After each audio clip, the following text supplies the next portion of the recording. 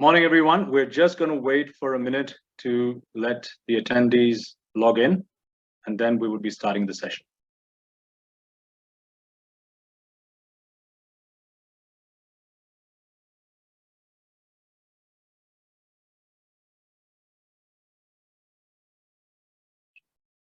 So, Honorable Textile Commissioner, Ms. Ruprashi ma'am, distinguished panelists, webinar participants, and proponents of sustainability, a very good morning to all.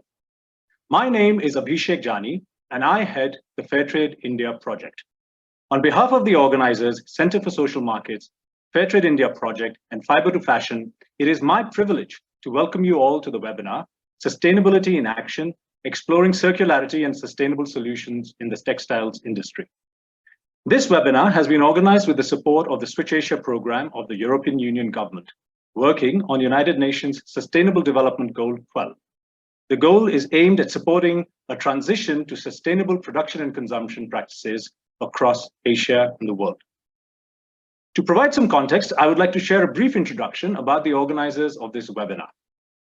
Center for Social Markets is a not-for-profit organization working to create a more environmentally, socially, and economically sustainable society.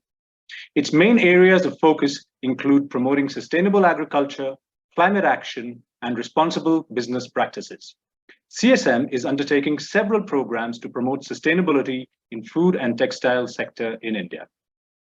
Fairtrade India project is associated with the Fairtrade International Network and is a sustainable and ethical platform for consumers, institutions, businesses, and pharma organizations in India. In the textile sector, working across the value chain from farm to factory, Fairtrade India promotes the adoption of sustainability practices and the sourcing of sustainable Fairtrade certified raw material. And finally, Fiber to Fashion has been a forerunner serving as a single-stop solution for the textile, apparel, and fashion industry, carving a niche for over 2 decades. With a strong global presence and widespread reach in the industry, Fiber to Fashion is a world leader in facilitating businesses with critical and accurate industry information, innovative brand-building solutions, as well as market research insights for the textile industry. Fiber to Fashion is a name synonymous as a knowledge disseminator that delivers exactly what matters to the industry and businesses in the textile industry. So it has been really exciting to work in this partnership and collaborate to bring together this webinar on promoting sustainability. The textiles industry has been coming under growing scrutiny for its environmental and social impact. Factors such as growing consumer awareness, accelerating climate change, the effects of which are visible to all, increasing regulations for the industry in international markets and in India, new reporting requirements on environmental, social, and governance reporting, or better known as ESG reporting, and business responsibility and sustainability reporting, or known as BRSR reporting in India, are all prompting a call for faster and greater implementation of sustainability practices in the textile industry. So keeping a focus on this need for transition and a need for the textile industry to implement practical business case-led sustainability solution, this webinar has been organized. During this webinar, industry pioneers, leading sustainability practitioners, textile manufacturers, and sustainability innovators will provide practical insights and solutions on sustainability in action. To achieve this transition towards greater sustainability, all stakeholders need to play a proactive role. And on its part, the Government of India and all the state governments are key stakeholders to accelerate the adoption of sustainability practices. So to inaugurate the webinar, we have a message from the Honorable Textile Commissioner of India, Ms. Ruprashi ma'am. Thank you so much, ma'am, for addressing this gathering. Hey, everybody. I'm happy to be part of this webinar on sustainability in action, exploring circularity and sustainable solution in the textile industry. I've been requested to put the context wherein how do we in India look at sustainability and what are the perspectives government and the textile value chain has on the issue. Before getting into the subject, I would like to just have few pointers for all the participants here. As would be aware, textile represent a domain which meets not only our basic and safety needs, but also esteem needs of humanity, if we go to the Maslow's hierarchy of human needs pyramid. In fact, the modern industrial revolution owes itself to Spinning Jenny by James Hargreaves in 1764. And hence, textiles are at the foundation of modern market-led production, consumption, and the modern state, which is constantly evolving in search of balance and fair market play. However, like other modern industries, more demand has also resulted in adversely impacting the environment, like other industrial developments. And hence the concern which may impinge on sustainability on the planet for the enterprise and for the world. Some of the alarms which we keep listening to, I thought it is worthwhile to repeat them. World Bank study says that textile industry is responsible for 20% of the global water pollution. UNEP poses issue to 9% of microplastic pollution. UNFCCC reviews 1.2 billion tons of greenhouse gases world over are attributable to textiles. UNEP also looks at 8,000 chemicals which we use, of which in the textile value chain, we are aware of only 20% and their effects. UNIDO estimates 5 million tons of chemical usage in India, including salts, dyestuffs, etc. Ellen MacArthur has discomfort with loss of value by increase and less use volumes. Fashion for Good estimated 8.5% of textile waste accumulation in India.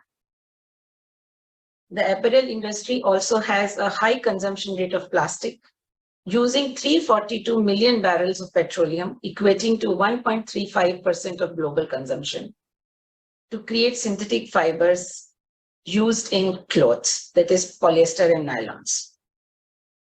Of the 32 billion garments that are produced each year, 64% end up in landfill. We have certain interesting imaginations which also alarm to us that every 7 minutes, an equivalent of Mount Everest in height of clothes is thrown in landfills. So if you stack 12 months worth of fashion landfill, it would reach 613,000,000 meters high. Now, these alarms are only to underline that the problems are there and they need constant multi-pronged approach to contend. Not that one has to feel defeated in front of these challenges. Before going to address the problems, I would like to say that it is important to understand the complexity of manufacturing process of textile value chain. My esteemed colleagues on the webinar may know more deeper, more wider and historical approach. However, few of the basic things which I would like to underline before we get into, and I expect other panelists to add on to the problem solution paradigms. We use various fibers, natural and man-made. We have a long value chain from farm to final good.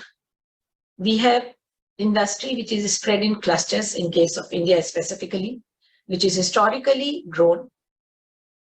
The margins at each point are either thin or are dependent on the previous point. The cost variables have technology as a very, very high cost element.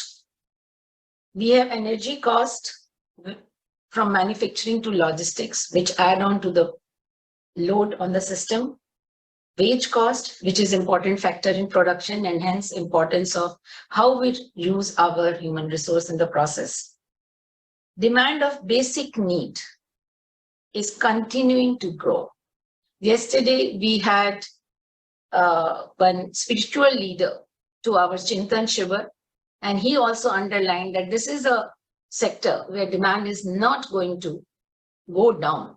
Now, within that 0.5% increase year on year of the population, even at the basic level, we will need a certain volumes to be continued to be produced. And hence, it is the distribution of demand, supply chain variables, and value return variables that would play a crucial role in changing dynamics of the benefits as well as harms to humanity. In case of India, and I'm sure wherever we are getting into value added, textiles remain one of the largest livelihood support providers also, second only to agriculture.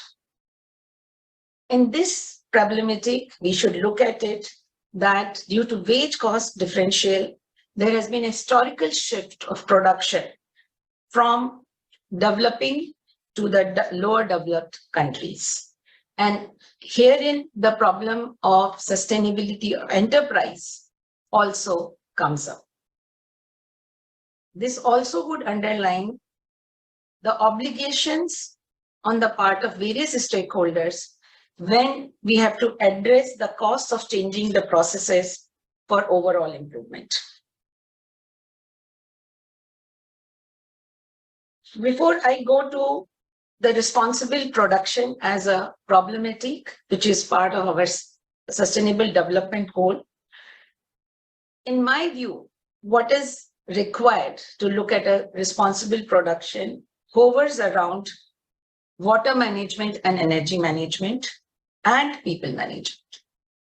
These are obviously being packaged as differential performance indicators through ESG. However, how do we perceive and operationalize it for our textile industry, which is reasonably medium, small, and micro enterprise for India? On the demand side, markets need to achieve transparency, demand pull for these global concerns, and how do we incentivize recycling, EPRs, that is extended producer obligations, responsibilities, and maybe even getting into extended consumer responsibilities. The challenges for textile value chain in terms of decarbonization, desalinations, look at two aspects. One is the input management, whether it is water, chemicals, energy. Two, how to treat output, which is water, again, chemicals, recycling, upcycling, logistic, end of life management, etc. Some of these changes are fairly capital intensive and hence require deployment of resources. And when it comes to deployment of resources, I look up to partnership from the industry, from the financial systems, from the institutional support to ensure that textile value chain remains sustainable and is on the right path of responsible production. The questions would be whether one size would fit all. Is reducing volume enough? Or is it important to make process more efficient? Making the process more efficient needs to be combined with maybe recouping, recycling, or reuse till the end of garment. All these words are oft repeated in a lot of webinars. But do we really internalize them? Not only webinars, a lot of interactions. How do we take it forward from our respective positions, whether it is governance, regulation, or the industry? We do have positive green shoots. We are seeing that there is a shifting consumer sentiment. There have been studies by Deloitte as well as by McKinsey, which show that the next generation is more amenable to look at responsible production and would like to ask more questions before going into reckless consumerism. It is also heartening to see that brands are themselves getting into renewable energy sources, zero waste, reducing transport emissions, prioritizing electric, non-renewable energies, prioritizing green certification, etc., etc. Though unfortunately, in some of the cases, we did come across some of the greenwashing. So we need to up our vigilance as service providers to be ensured that in the name of giving a sustainably produced, a responsibly produced product. One is not just trying to achieve a certification, because certifications are means to an end and not the end themselves. Now, what we need to do is an opportunity for creating enabling and facilitative ecosystem through the brand pull. We need to, if there is any increase in cost, then I would look forward to the sourcing brand to take care, because it is not possible that all the ancillarization units can on their own convert all the processes as desired in this, specifically now when the demand scenario is low. The reinvestment opportunities require a lot of support. In India case, at macro level, we have already taken positions on climate change. We have at the national level 8 missions, and our Honorable Prime Minister has also launched Mission Life Cycle for Environment in 2022. Why I mention it is that the green certificates, green credits, which are being thought of by our allied ministry, we look forward that our industry should be able to use it well, basis their good water usage or better energy usage in the process. At policy level, we look at various action from the Ministry of Textiles. It is to look at if there could be, we could facilitate incentivize credit for responsible production covering water use, energy, chemical efficient processes, by looking at supporting the processing segment of the textile industry.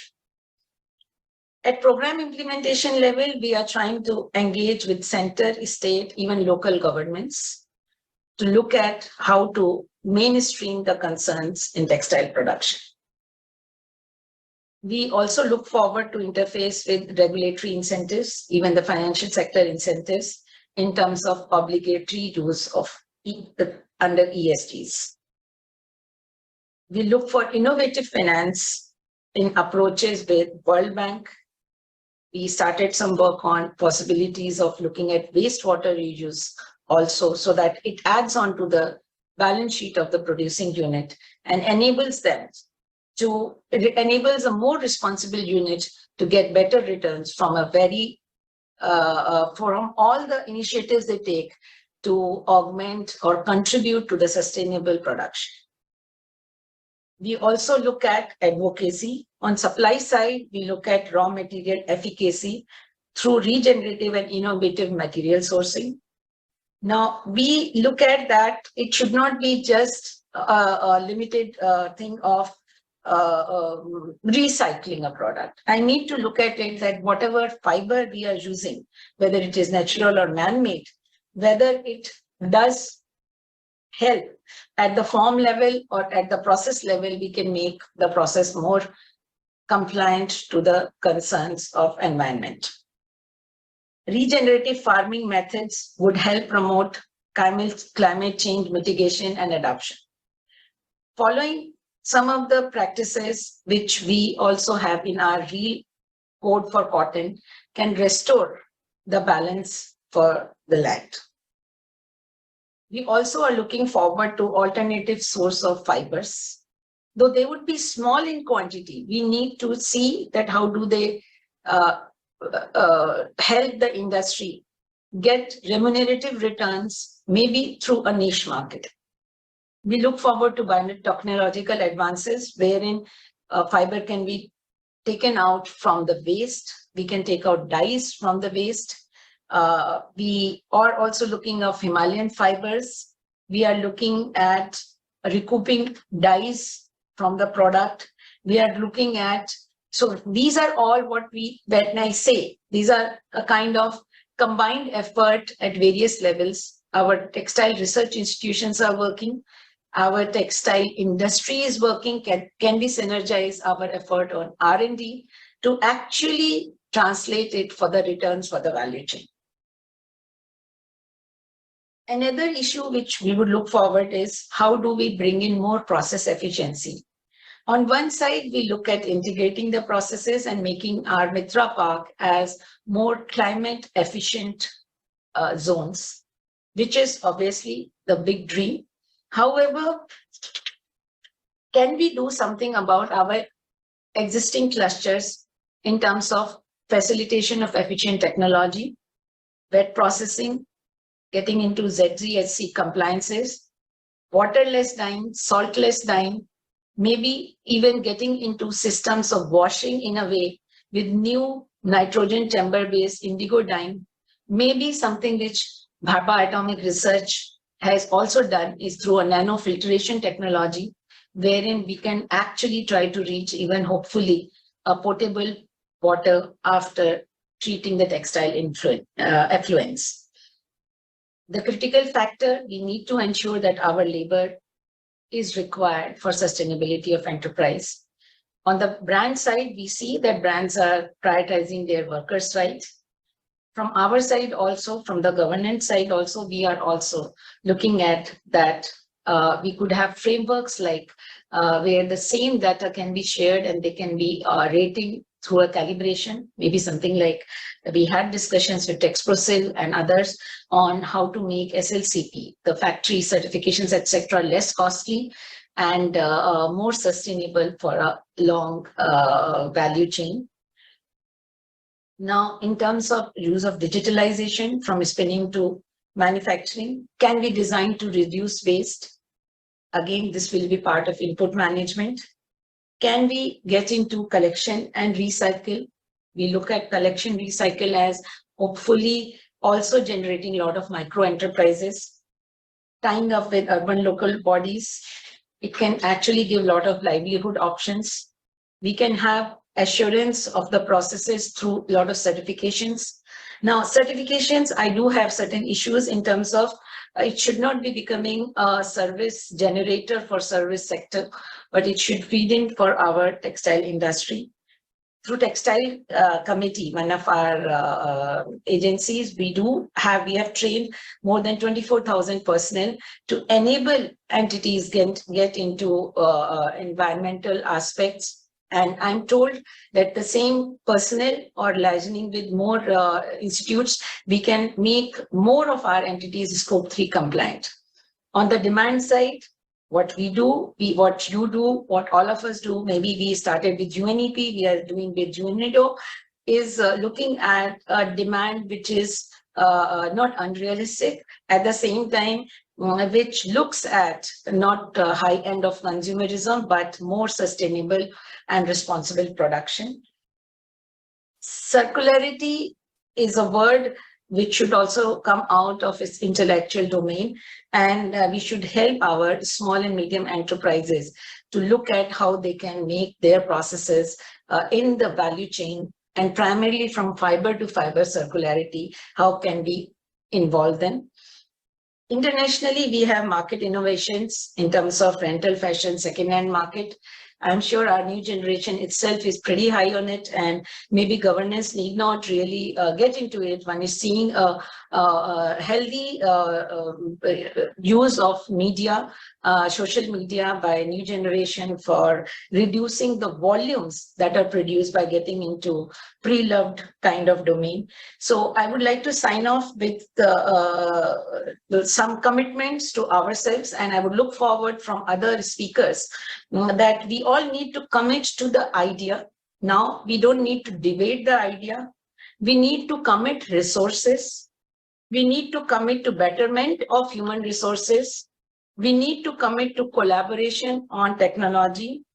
We need to facilitate credit flow, financial, institutional support for this change, and across the value chain. For sustainability of value chain, integrating sustainability of enterprise. Today only we had a discussion with GIZ Germany to look at sustainability definition and adoption for specific concerns even in India. So I believe that we need to find our solutions, and hopefully our solutions will supplement and integrate with global solution in all letter and spirit. Thank you. Thank you, everybody.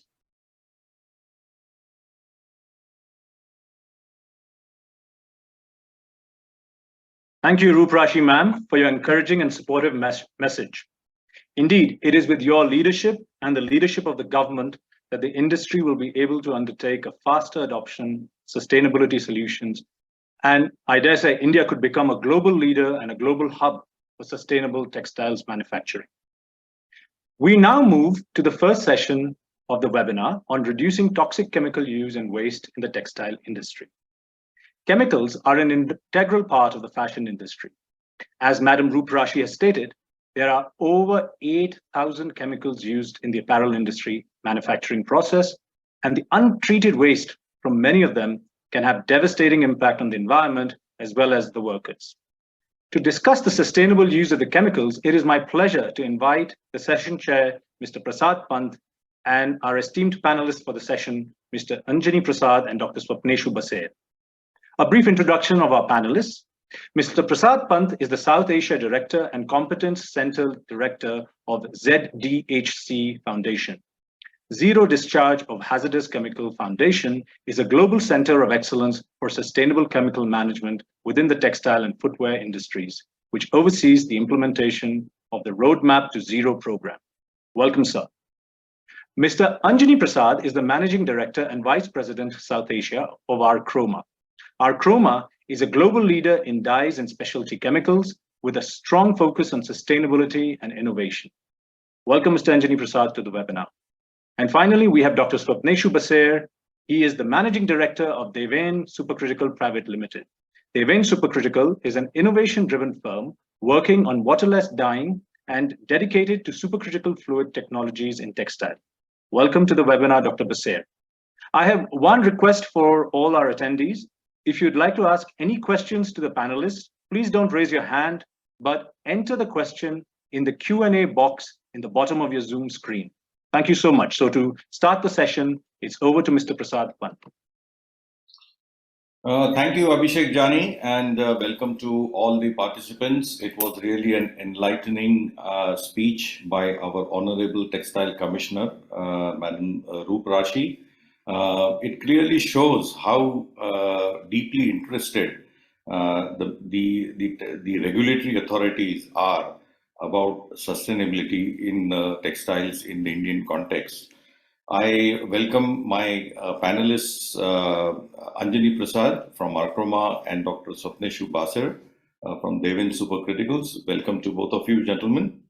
And what we will do, I have been told we have about 45 to 50 minutes for this session.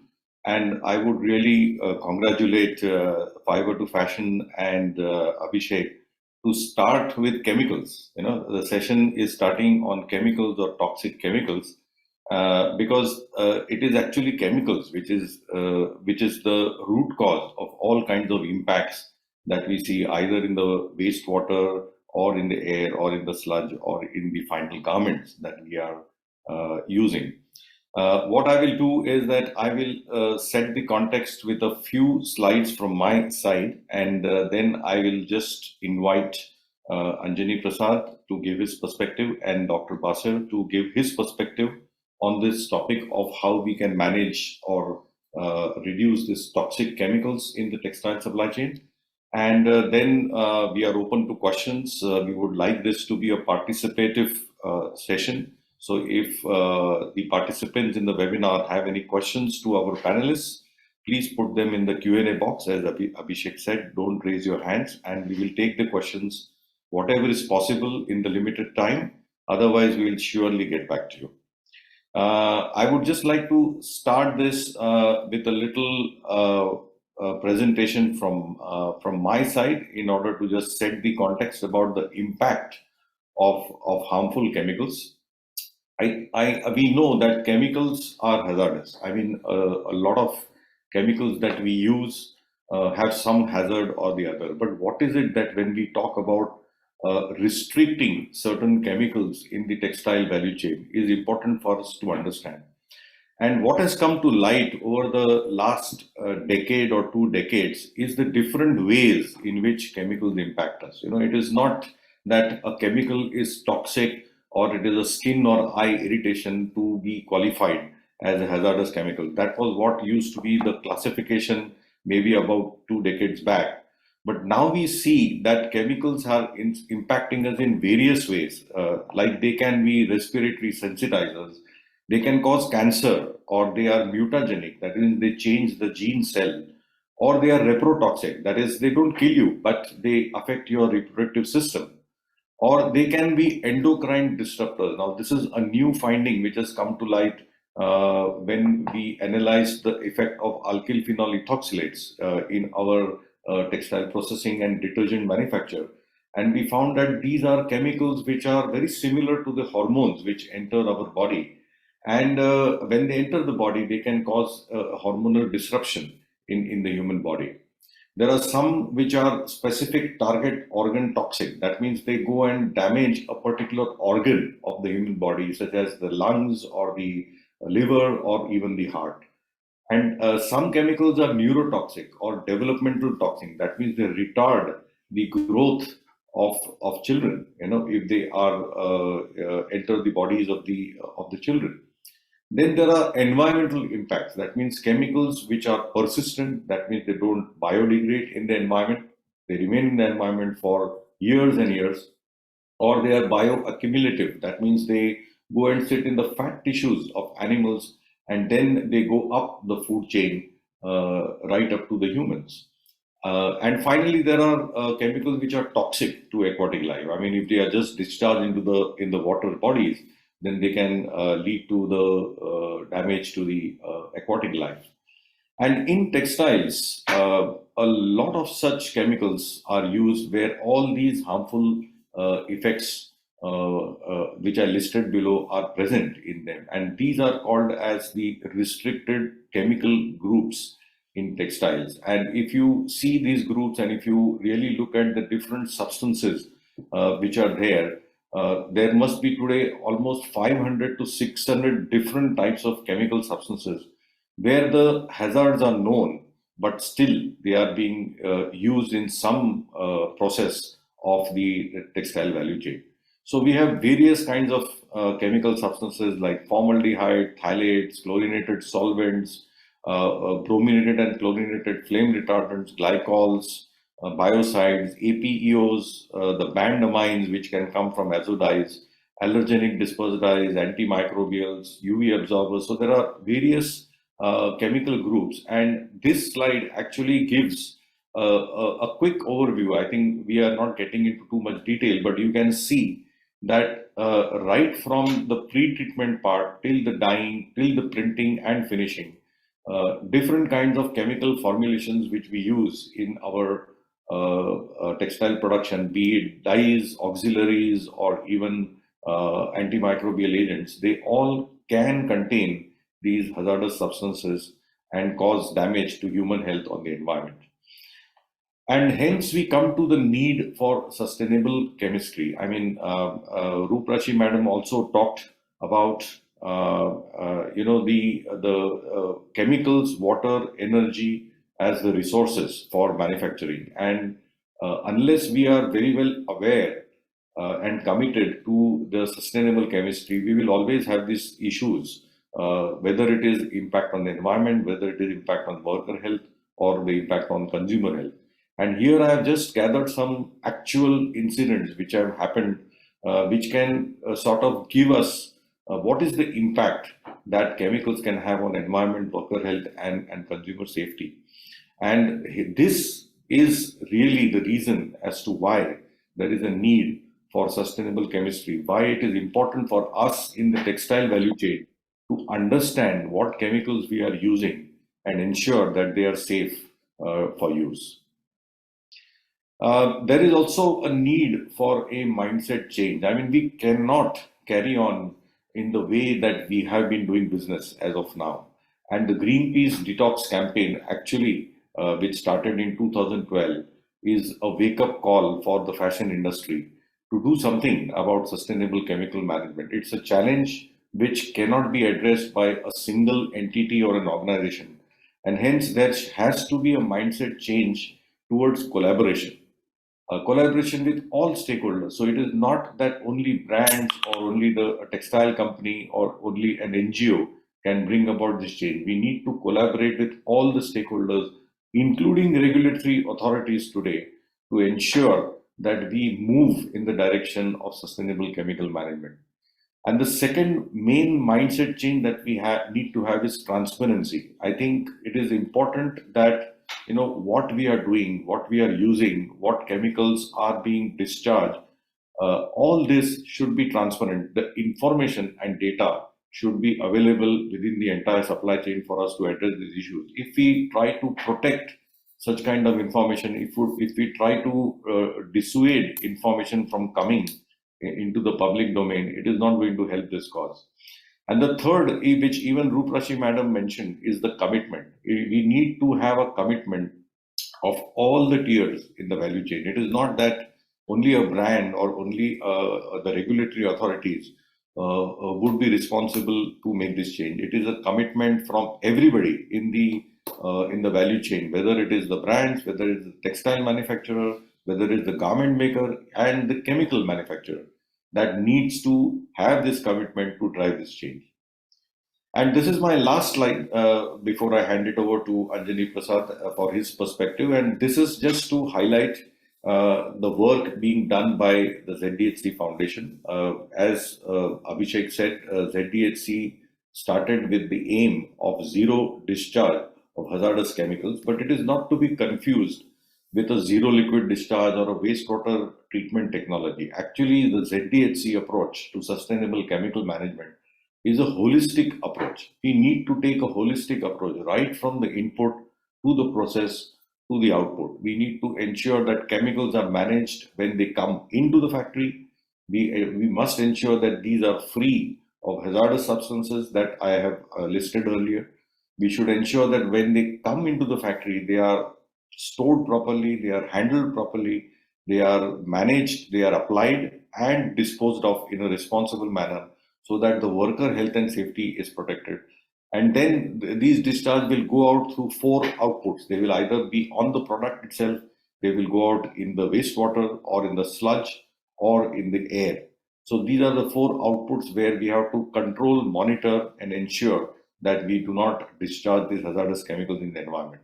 And in each of these focus areas, as we call in ZDHC, ZDHC has established actual industry standards or industry guidelines so that when we talk about input chemical management, we should know what we need to eliminate as hazardous substances. Hence, we have the ZDHC MRSL or the Manufacturing Restricted Substances List, which is a dynamic document which gets updated every 2 years. And we have the conformance guidance to understand how we can conform the chemicals to the MRSL.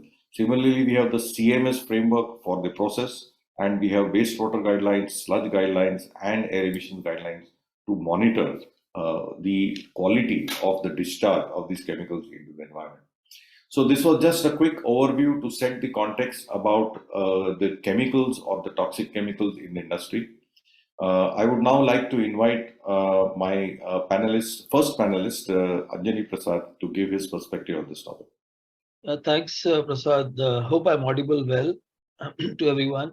Yeah. The first thing when we look at the whole of the chemistry is the safety part. One is important is that how these chemicals and dyes are manufactured in the plants, and there are a lot of problems associated with that.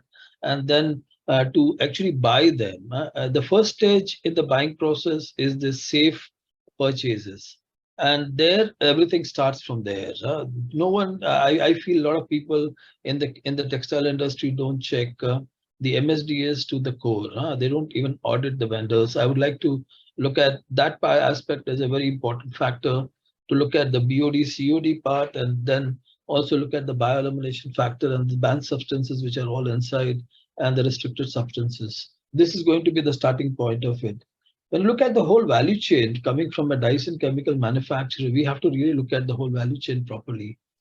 From the fiber manufacturing, especially from the polyester and also from the viscose side, there are also a lot of chemicals which are there coming on the substrate, and then also from the natural fibers where we have also a lot of impurities coming in. And there has to be a check on that. It's not just the chemical, but also the fiber can play a big role.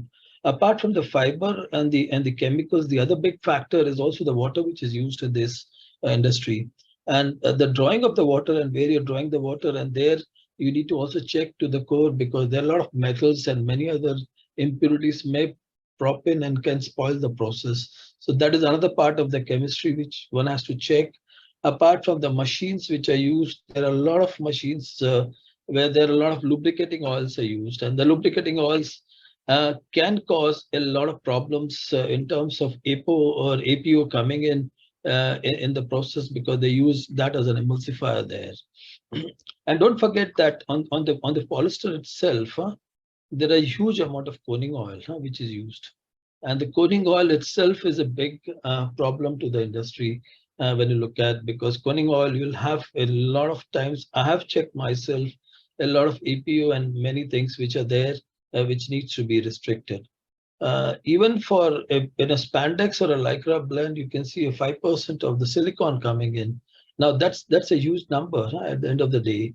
And the whole process cycle, when you look at, apart from the fiber, the whole sizing process has its own way. Either it's a polyvinyl alcohol which can choke if you're not recovering it to the recovery plants, and then cause a lot of problems there.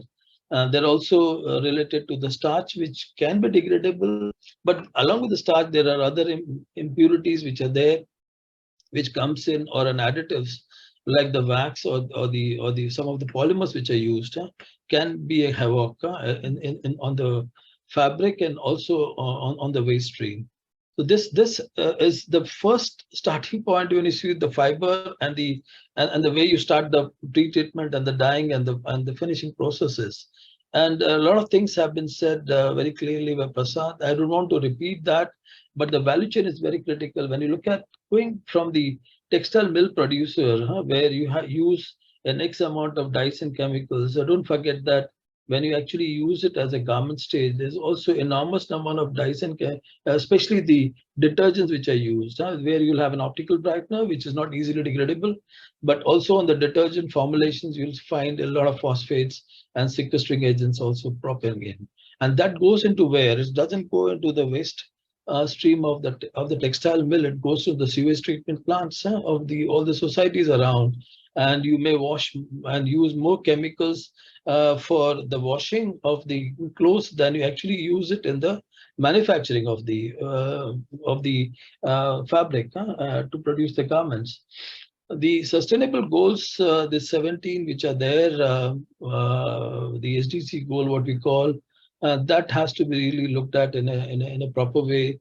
And we see that there is either in manufacturing of the chemicals or dyes, or also in terms of the textile manufacturing, there are many elements which can be done within the factories.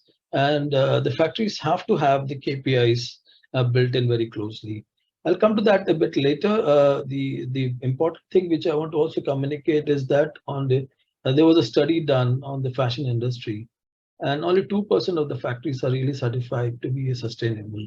And that means what? There are many things which needs to be addressed apart from the dyes and chemicals to make the whole thing sustainable in terms of the ESG goals coming from the energy efficiency or climate change effects and the biodiversity, the air and water quality, which has to be managed by the plants and the waste management, where you see a lot of chemicals also propping, and sometimes you can't also throw the sludge out of the chemical waste, because there are also toxic material. You can't even burn it. So it goes into the landfill in a big way from the sludge point of view, but also from the garments when it is used and then thrown, 90% goes again in the landfill.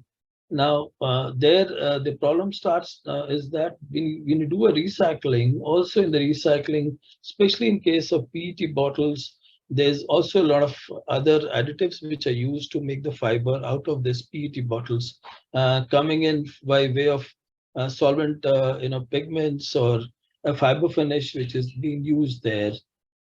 The other part of the social aspects, which is very important in the ESG domain, is very important, and I'm sure many of the big industries are looking at it. But this becomes an important reporting point, and the governance and the compliances, the dialogue with the regulators are going to be important, and that's where the leadership of the company and the board and the audit committees and the internal control becomes important. And when you look at even in terms of the consumption of dyes and chemicals is also related to the fashion in a way. 60% of the women, 45% of men, they use the wardrobe, don't use the wardrobe to this extent. That means that only 40% of the wardrobe of a woman is being utilized, 60% is just lying there. And there you can see a lot of dyes and chemicals have already gone in. And the whole lifestyle also has to undergo a change with this fast fashion. And I hear now the cycle from a Zara to 21 days has now been reduced to the Chinese big brand coming in with 7 days of lead times. And then there you can see the consumptions will increase, and the amount of load also will result in a high amount of heating of the planet and the climate change and all these problems associated with this. And the other important thing is the amount of water which is being used, and that creates a bit of a dilution into the waste stream. But then again, there's a lot of energy which is burnt up, and for the energy also there are fuel which is burnt up. This also has to be addressed. In terms of the KPIs which I was referring, every company has to have very clear norms of safety, the environmental aspects of carbon emissions and the greenhouse emissions and the landfills, what they're trying to do or indulge in, and how much they're saving of the energy, water, and these things to produce it. To eventually look at the whole energy management also in terms of the scope 1, which is your own, scope 2 is for your vendors, and the scope 3 is for the whole value chain. So everyone is in a way responsible when you go into the scopes 3 of the whole aspect. And so it's important to have a safe purchase of the chemicals when you do it in your mill. It's important to have the knowledge to use it safely, and then safe disposal of these parts into the ecological management. And also it has to be safe to the consumer to use it. And need to find the very efficient ways of using and reducing the chemicals to an extent, and also influencing the energy and the productivity improvement in the whole process. And there are ways to improve on the value enhancement through new innovation. And I feel innovation will be a biggest driver going forward in the area of sustainability, and also finding the right dyes and chemicals to use it.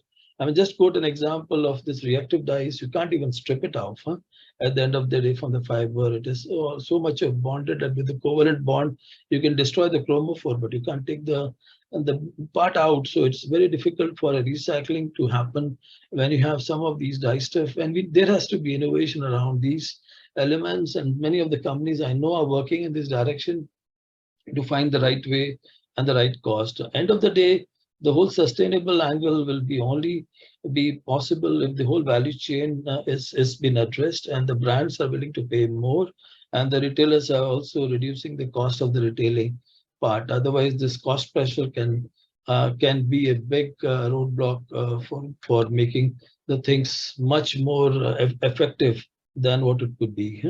So these were some of the thoughts, Prasad, I had going forward. Hope I have not consumed a bit more time.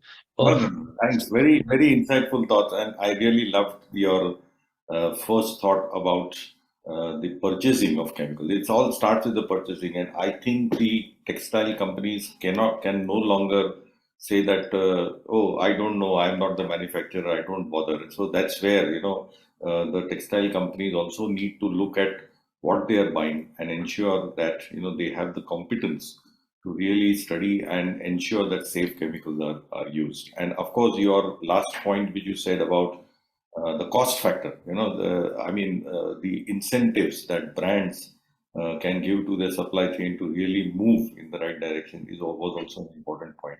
Let's discuss this more later. I will invite Dr. Baser now to give his perspective on this. Of course, Dr. Baser has a very innovative technology of waterless dyeing. And along with that, I would like you to share your thoughts on this as to how we can reduce toxic chemicals in the supply chain. Yeah, good morning, and thank you, Mr. Pant. Good morning to all, and thank you to the organizers to give us this chance. Can I share my screen?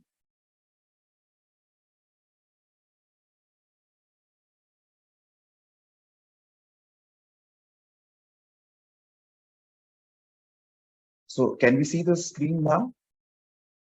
Yeah, we can see it now. Okay, great. You can go to the slideshow button, which is at the bottom. Just Okay. near the bottom where you see the minus plus. Just next to it is a slideshow thing. Okay, okay. No, the on the left hand side, on the left hand side. Where the minus sign is, you can just the next one. This one? No, this is the. No, on the right hand side where you have the minus and plus. On the Yeah. minus, on the minus side, yeah. Next to that, More. next to that icon is there. No, you just click on that icon. Actually, I think I am not on Okay. the full screen. I'll first make it full screen. And Yeah, okay, you can go ahead, no problem. okay. Sure. Sorry for this. Actually, I'm not used to this. But good morning, all. Today, I'll be discussing about new innovative technology.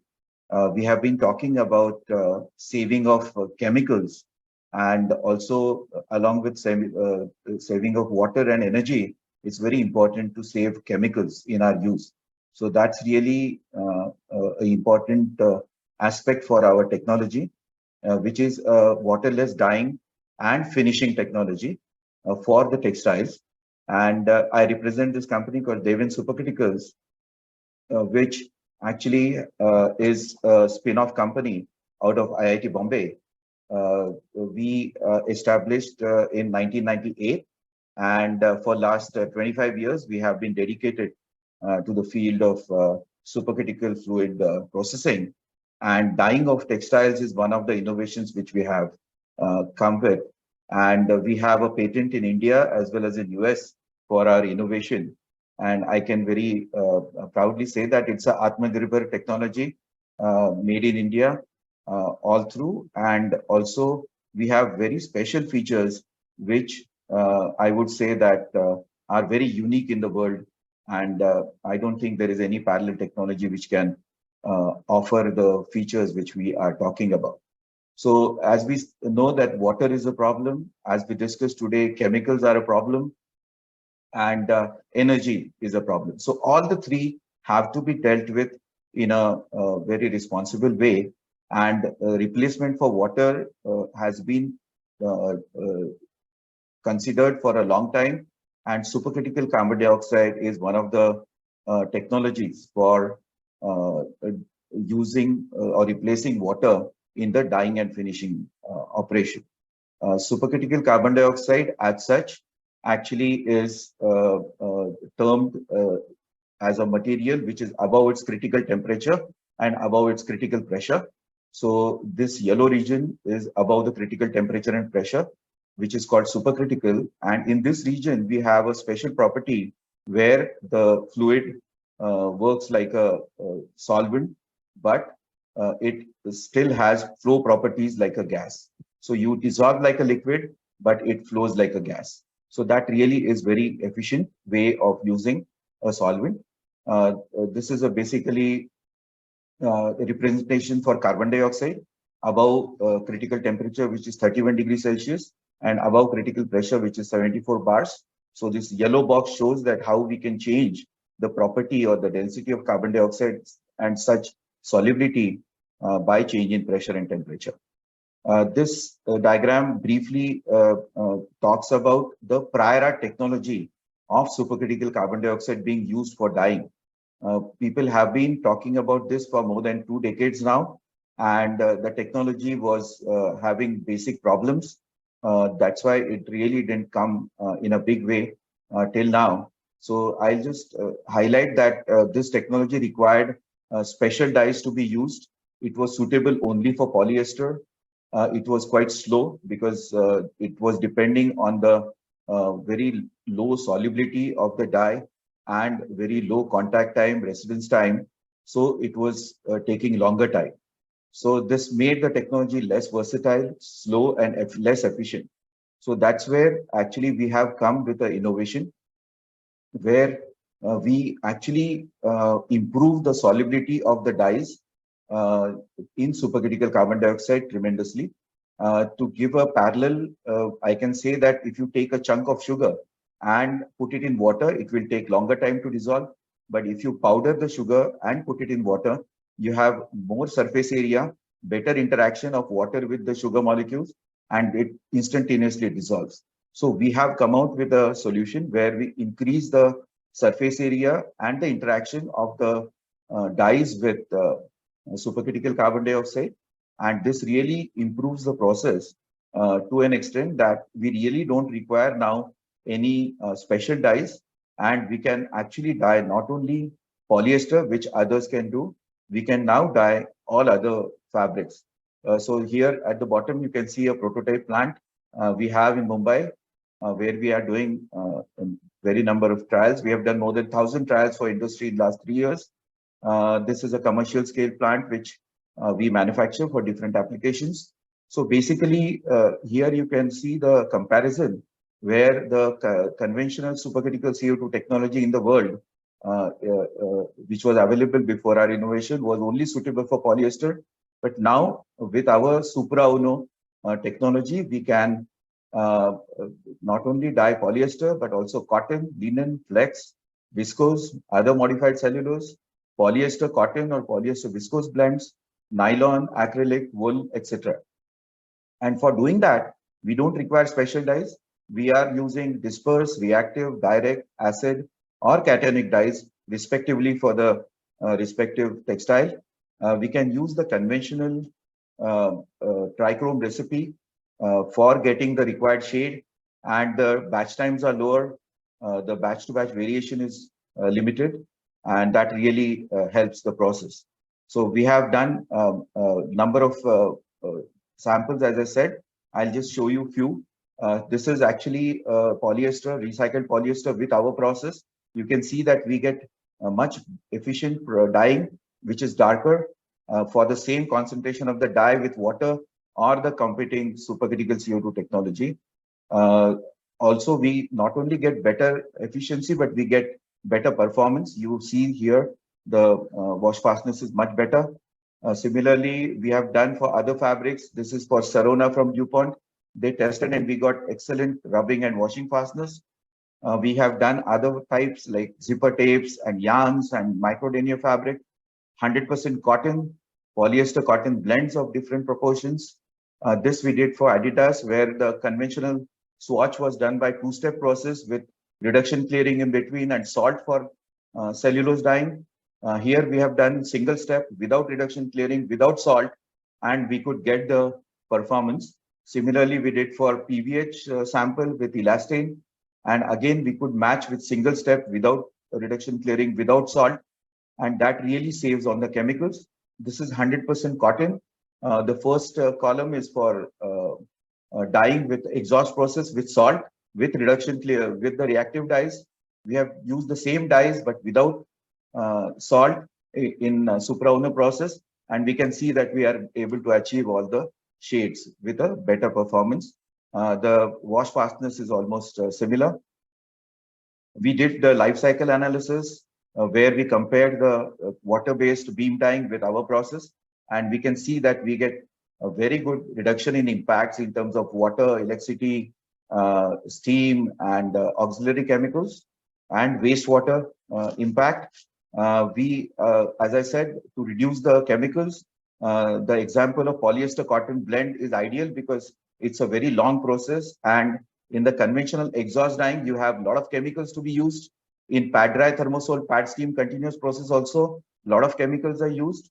And we actually compared it with our Supra Uno process for single step dyeing without salt, without reduction clearing. And we can see that cost per kg of fabric comes down to 24 rupees from 52 rupees for chemicals. Now, when you compare, we are using around 90% less chemicals by weight, 51% less steam, 77% less water, 70% less time. And then if we compare the cost of production for exhaust with pad dry thermosol pad steam and our Supra Uno process, we can see that because we are saving quite a bit on the chemicals, And here we are not considering zero liquid discharge. But if we consider zero liquid discharge, the energy cost here will be very high for the conventional process because the chemicals like salt and reduction clearing chemicals are very high. So it will even become higher here. But still, we can see that we really don't need to ask for more money from our final user, even if we use supra technology with the sustainable goals. So in nutshell, we can say that we have a technology to accomplish environment-friendly green objectives of the industry around the world with our innovative and improved process. And we have supplied plants. This is a commercial scale plant for some other application, which is running for last 22 years, supplied by us. And we have state-of-the-art technology. We have also exported units to Europe for this high pressure technology for other applications. And we have received few awards on the way. This is most important and very proud moment for us to have it in the hands of Dr. Abdul Kalam, who himself is a big technology developer himself. Thank you very much. Thank you for your time. Thank you, Dr. Basar. It is really an interesting technology that you are presenting, and you're trying to overcome the shortcomings, I would say, of the current supercritical carbon dioxide dyeing. And you also very nicely showed that when you use this innovation, there is definitely a reduction in the amount of chemicals that you do use, and there is also no discharge of the chemicals over here. Now we open up for the Q&A. I think we still have about 10-12 minutes to go. There is one question which I see in the chat box, which I think is quite good and is relevant to what I was thinking of asking Anjani Prasad. And the question, Anjani, is that, you know, what are the responsibilities, or what is the role the chemical manufacturer should do to provide innovations into the textile industry, especially with respect to reduction in the water consumption or other utilities? Yeah, it's a big role of a Dyson chemical manufacturer. That's why I said that the whole value chain has to be seen by the. It's not just a process. If you look at the whole value chain, it's the way it is made, the way it can be used in safely in the plants, and also to give a kind of an assurance to the end user or the customers of ours that these are all, you know, tested, scanned, RSL, you know, checked products, and it has got the right ingredients and the right bioelimination factors, because the bioelimination by the OECD method is very critical, as I was saying. Apart from this, to really continuously innovate and develop new processes, which can lead to various utility saving, because now the utility cost is going higher than basically a Dyson chemical cost. So there is a way to really work on the utilities, and more and more for our company, and where we come from, with about 6 companies inside, from Herb Sandoz to the 2 BSF entities, and now Huntsman, and plus the M domain. So we have a lot of IPs, and a lot of IPs still. We feel that we need to innovate more. So we are looking at further projects which can lead to a lot of you know, savings. But apart from the saving, is also, apart from utility and the Dyson chemical saving, is also to look at how it can be further you know, recycled, put it in the waste stream, and how do you make sure that even the waste is under control. We've even gone forward to have you know, to innovate and get dyes out of the waste. So that's another big topic, and we are also making from the waste of the forest, like the almond seeds and various other material, to make dye stuff out of that. So that is where we need to work on, to really look at also the later on, this all this you know, synthetic things will be not available for us to make it, either dyes or chemicals. So what do you do next? So we have to really prepare ourselves going forward to still continue with this you know, offerings to our customers, but come out with much better ways in terms of resource management, looking at also in the scope 3 part, also to help them to improve, because scope 1 you can calculate yourself, scope 2 also you can still get to your vendors and do an audit, and that's what we are doing. And we are one of the companies which has got in the platinum scale of EcoVadis, which is very critical for us. The other important thing, we're also looking at how do we reduce the certifications and getting into a, because the certification is also very expensive. So many things are possible. Innovation is going to be driver, service is going to be improvement, training to the industry and stakeholders, talking to the government. Also, a lot of things will be important for us to do. But I mean, Arkroma definitely is one of the pioneers and leaders in innovation and services. But what is your opinion about scaling up these innovations, especially with respect to how does the industry receive these innovations? Is it always the cost factor which is important, or these are encouraged by the industry? No, cost is going to be definitely a big driver. You can't neglect that going forward. So what you need to innovate is also to be more cost effective. If not on dyes and chemicals, but at least overall on the utilities and the overall cost, including the wastewater, utility, everything together, it is reducing. So that's where the whole thing is around, because you can't also make a gold and never sell that. So this will not be possible, because at the end of the brand has to pay for it. For example, we came out with this aniline free, which is all the denim is with aniline. So people still buy it, but even in spite of our canvassing, people don't chase that and go in for an aniline free version. So there is a way. I mean, to make a denim, for example, sustainable, the current cost, say if denim you take a baseline of $100, you have to pay $140 to make it fully sustainable. So that 40% of that, where it comes from. And that's where, I mean, the whole challenge is, and we're looking at the customer needs, the problems, and end of the day, and trying to solve as it comes. And we are keeping our innovation pipeline very high. Thank you, Anjani. There is one question to Dr. Baser. What happens to all these chemicals, dyes, and carbon dioxide that we use in the supercritical carbon dioxide? Is there any waste, or how do you manage that? Yes, so actually to start with, the best practice is to use minimum as much as possible. For example, in years to come, I think everybody will have to follow the zero liquid discharge way for the compliance purpose. So as I explained, we use 90% less chemicals because for polyester cotton dyeing, and then that will ultimately affect the most expensive process like reverse osmosis will be minimum required.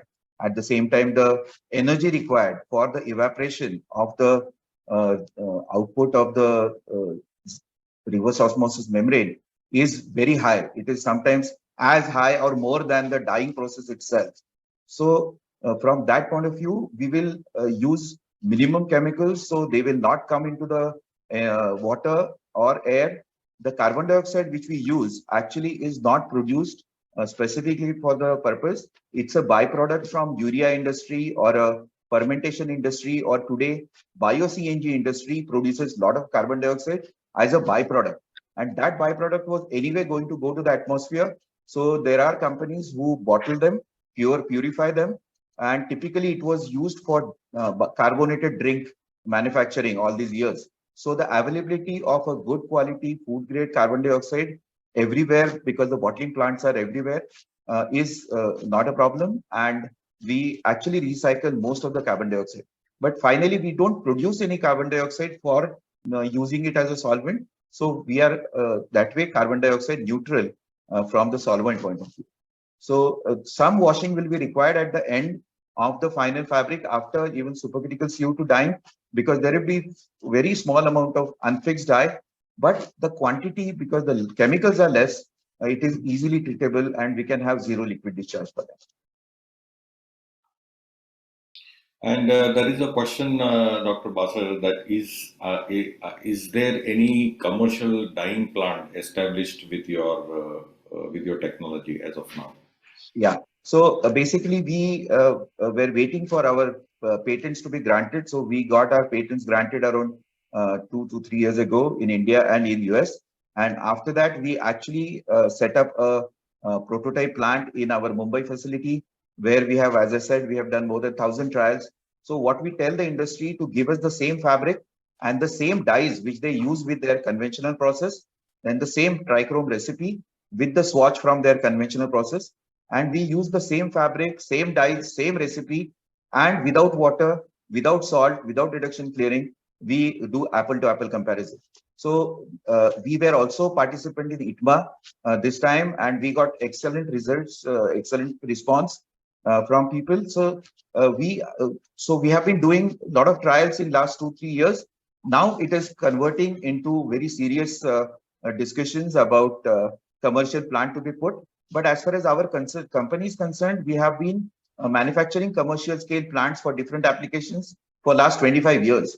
So our oldest commercial scale plant is running for last 22 years now and still going strong. So we are ready and it is for. So here I would just like to add that I have also requested the government of India, the Ministry of Textiles, that in each sector or in cluster or even the mega parks which we are coming out, we can have common facility where the sustainable technologies can be introduced so that people can have first-hand experience. It can run as a profit center like a common effluent treatment plant they run, and that will actually encourage people to adopt it. So I'm really kind of hopeful that within a year we will be able to show you a commercial scale plant. Yeah, nice. Thanks and all the best, Dr. Basir. Anjali, coming back to you, there was a little question which has stirred a thought in me, and I would like to have your perspective on this.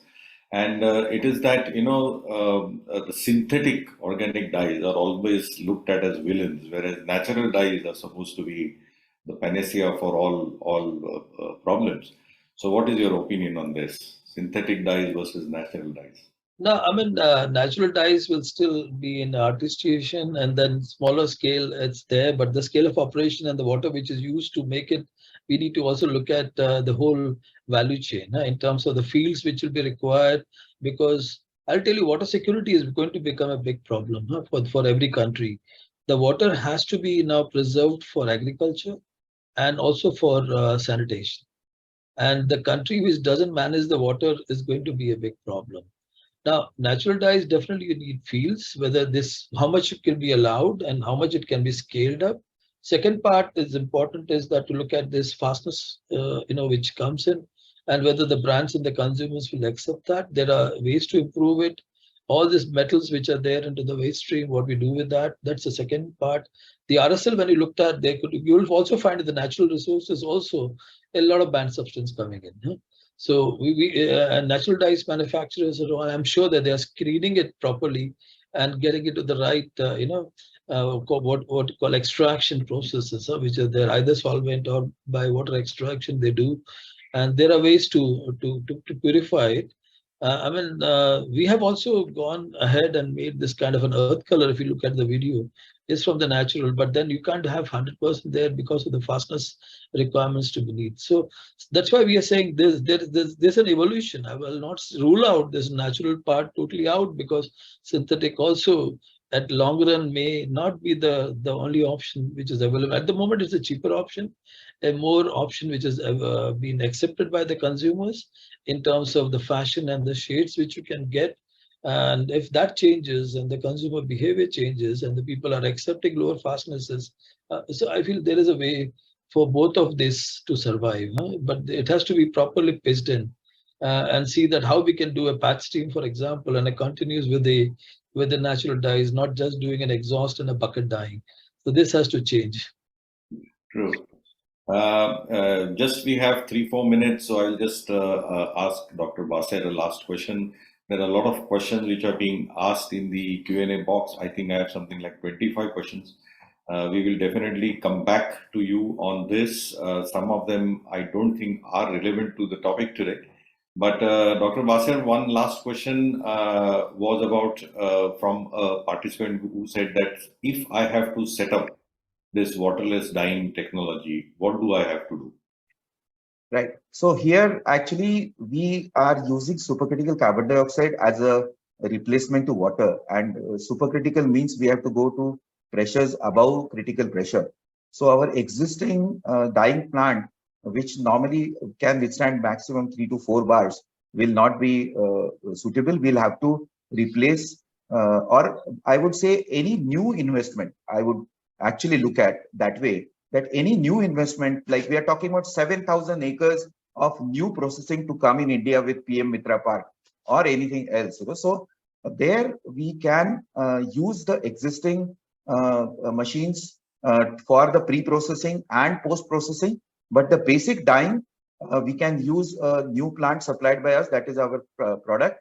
And most importantly, our technology has an advantage that the same equipment can be used for polyester, cotton, nylon, viscose, acrylic, wool, polyester cotton blend, which I think is very unique. I have not come across any plant which can actually handle all these, and even nylon, in a sustainable way. So that is one thing. And Prasad, with your permission, I would just like to highlight one point, that everybody talks about recycled raw material to be used, and then they claim to be a sustainable product. But I would say that unless we do a holistic audit, that not only the raw material comes from the recycled source, but the post-processing like dyeing and finishing should also have sustainable angle, then only we should certify the product as a recycled product. That if we really incorporate in our regulation, that will reduce the greenwashing to a big way. Otherwise today it is a very small part. Only using raw material from recycled is a small part. The main damage, as you also mentioned, that is from chemicals. So we have to really look at the complete technology of making recycled material and post-processing to give the final product to the consumer. And there our Supra Uno can really play a big role. Thank you. And that brings me back to the collaboration part, that how we really collaborate, which Anjani also said, that we have to look at the whole value chain. It is not that we work in silos, and only when we collaborate along with the regulatory authorities, I think we will be going in the right direction. Thank you very much, Anjani. Thank you, Swapneshu, for joining me in this panel discussion. And I will hand it over back to Abhishek Jani to continue the proceedings. Thank you, Abhishek. Thank you so much. I mean, to all the panelists, this has been a super engaging session. As you can see, there's still many questions left unanswered, which we will come back to you for answers for. And you can see the attendees are constantly engaging on this. So this is a critical topic. We clearly understand that, and maybe as a next step, we could also look at a separate dedicated session on this. But thank you so much to all of you for your participation in this engaging session. I'd now hand over to Fiber to Fashion to Shilpi to take us through to the next session, which is on sustainable water use. Thank you so much, sir, for chairing this session. And I would also like to thank all the speakers for their contribution. It has been incredibly valuable for all of us to learn in a tangible way more about how and why we need to promote sustainable chemical use in the textile industry.